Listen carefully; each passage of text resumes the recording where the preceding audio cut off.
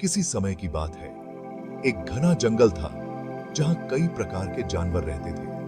उन सभी जानवरों में सबसे प्रसिद्ध थे दो जीव। एक था बाघ, जो अपनी शक्ति और पराक्रम के लिए जाना जाता था, और दूसरी थी लोमड़ी, जो अपनी चालाकी और चतुराई के लिए जानी जाती थी।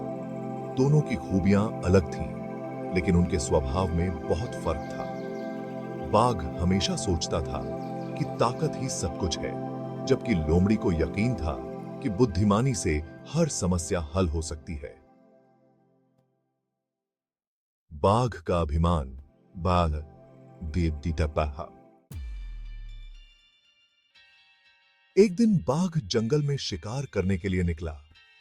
वह गर्व से इधर-उधर घूमता, अपने लंबे और मजबूत पंजों को दिखाते हुए।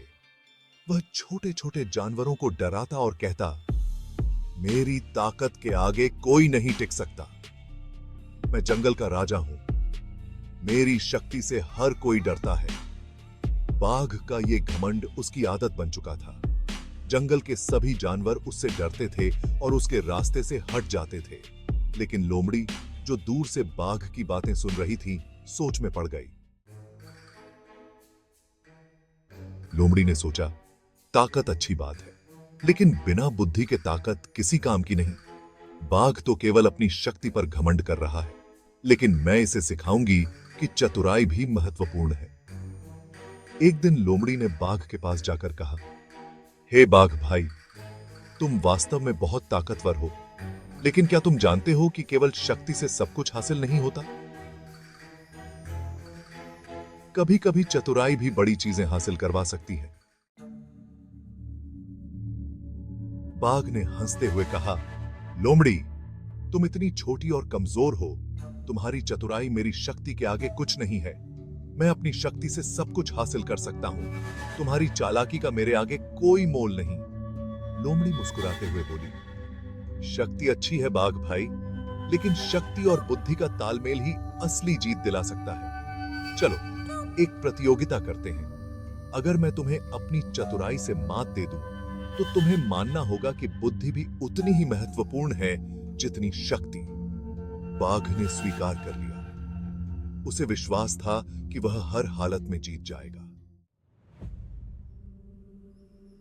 लोमड़ी ने पहली चुनौती के रूप में शिकार का चयन किया। उसने बाघ से कहा, आओ, देखते हैं कि कौन ज्यादा कुशलता से और जल्दी शिकार कर सकता है। बाघ ने सोचा कि यह उसके लिए आसान होगा। वह दौड़ता हुआ शिकार की ओर बढ़ा।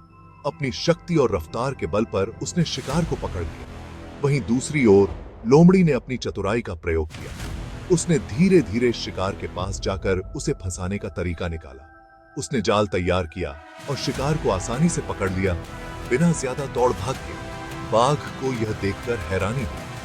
वह सोचने लगा कि उसकी शक्ति ने तो शिकार को पकड़ा, लेकिन लोमड़ी ने कम मेहनत में ही शिकार को कैसे पकड़ लिया। लोमड़ी ने दूसरी चुनौती दी। चलो देखते हैं कि कौन जल्दी से जंगल के दूसरे किनारे तक पहुंच सकता है। बाघ अपनी तेज दौड़ पर भरोसा कर रहा था। उसने पूरी ताकत से दौड़ना शुरू किया, लेकिन जैसे ही वह तेजी से दौड़ता गया, वह रास्ते में उलझने लगा। उसे रास्ता सही से याद नहीं था। दूसरी ओर लोमड़ी ने अपनी चालाकी से सारे छोटे-छोटे रास्तों का उपयोग किया और बिना किसी परेशानी के जल्द ही जंगल के किनारे पर पहुंच गया। बाघ थक कर वहीं बैठ गया। उसे समझ नहीं आ रहा था कि कैसे लोमड़ी इतनी तेजी से पहुंच गई, जबकि वह अपनी पूरी ताकत लगा चुका था। अब बाघ ने चुनौती दी।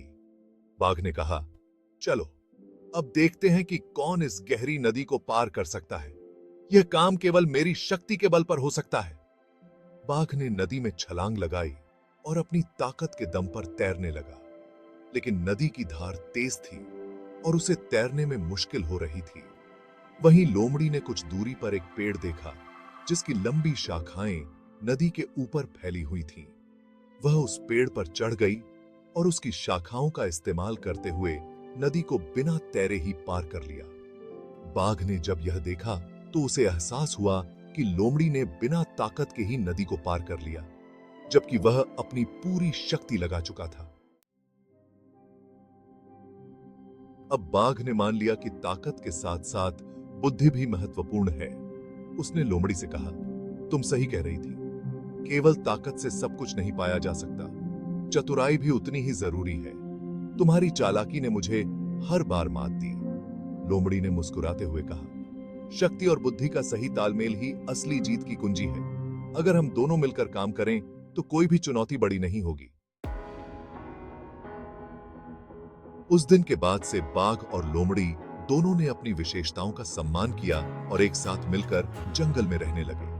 बाघ ने अपनी शक्ति का इस्तेमाल सही कामों के लिए करना सीखा और लोमड़ी ने अपनी चतुराई से उसे कई बार मदद की।